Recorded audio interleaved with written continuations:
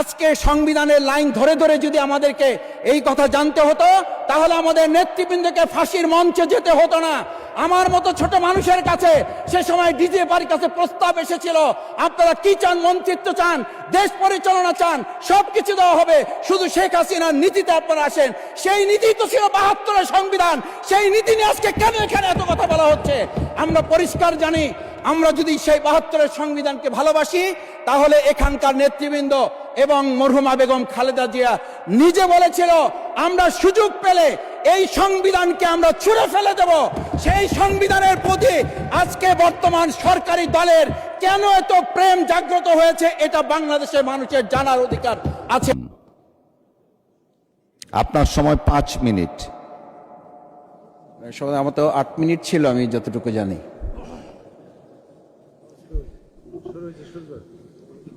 আসসালামু আলাইকুম। মাননীয় স্পিকার, আপনাকে ধন্যবাদ। আজকে আমি মহান আল্লাহর দরবারে শুকরিয়া আদায় করি এবং আমার প্রিয় পটুয়াখালী 112 বাউফল 2 আসনের যারা নির্যাতন, নির্মম এবং হামলা মামলার শিকার হয়েও ভয়কে জয় করে ন্যায় এবং ইনসাফের প্রতীকে ভোট দিয়ে তারা আমাকে বিজয় করে এখানে কথা বলার সুযোগ করে দিয়েছে। মাননীয় স্পিকার, আপনি জানেন, আজকে আমরা যখন এখানে দাঁড়িয়ে কথা বলি, তখন আমাদেরকে এটা ভাবতে হচ্ছে যে আমরা কথা বলতে গিয়ে আবার বিগত 17 বছরের কোনো একটা বৈষম্যের মধ্যে পড়ে যাচ্ছি কিনা।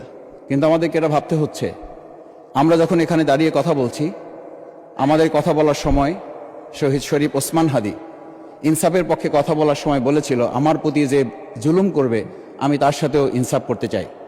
আমরা লক্ষ্য করেছি এই সরকার প্রতিষ্ঠিত হওয়ার পর শরীফ ওসমান হাদির ব্যাপারে তার বিচারে কতটুকু কার্যকারিতা নিয়ে এসেছে তা আমরা এখন পর্যন্ত জানতে পারিনি।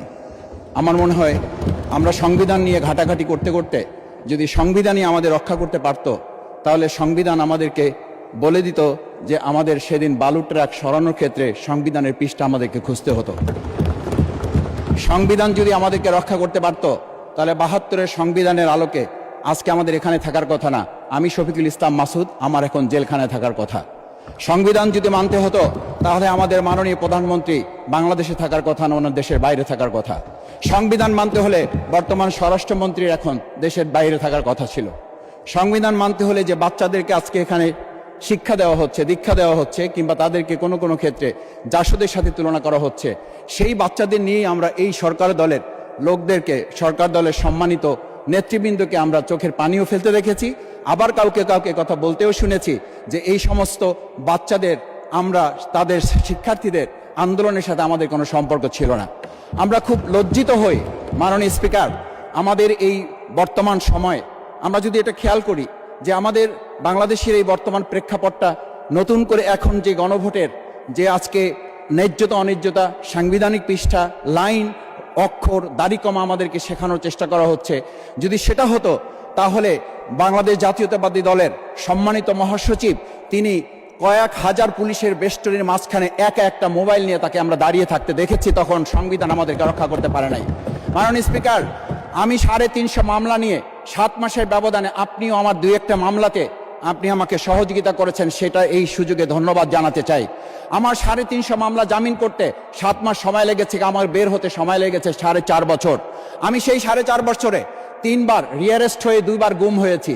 আমি তখন ডিজিএফআই, এনএসআই, ডিবিএসবির কাছে জানতে চেয়েছিলাম, আমার সামনে দিয়ে বড় বড় নেতারা বের হয়ে যাচ্ছে, আমার অপরাধটা কি? তখন বলেছিল, তারা হুমকি না, হুমকি হচ্ছেন আপনারা। আমাদেরকে যখন শেখ হাসিনার শেষ সরকার নিষিদ্ধ করেছিল, তখন তারা 14 দল মিটিং করে বলেছিল এই জামাত শিবিরই হচ্ছে সবচেয়ে বড় সমস্যা, তাদেরকে নিষিদ্ধ করলে এই আন্দোলন থেমে যাবে।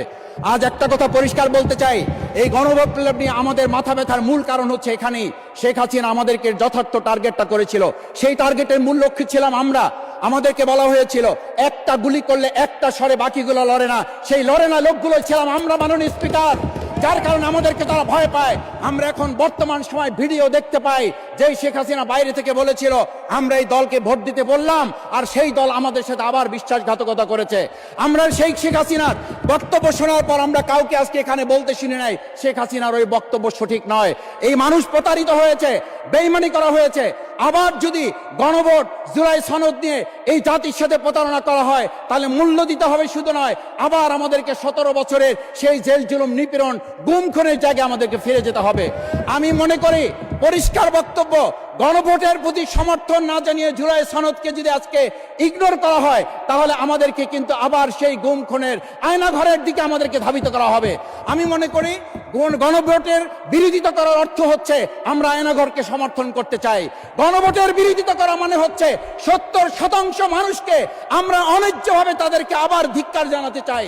আমি এখানে স্পষ্ট বলতে চাই, আপনারা যেমন 51% সমর্থন নিয়েছেন, 70% প্রায় জনগণ কিন্তু গণবিপ্লবের গণভোটের পক্ষে তারা রায় দিয়েছে। আপনাদের চেয়ে সেই 51%-এর তুলনায় সেই 70% প্রায় গণভোটকে যদি আপনারা ইগনোর করেন তাহলে আমি বলবো আমার বাউফল, আমার পটুয়াখালী শুধু নয় গোটা বাংলাদেশ আবার জেগে উঠে এই গণভোটকে তারা কার্যকর করতে।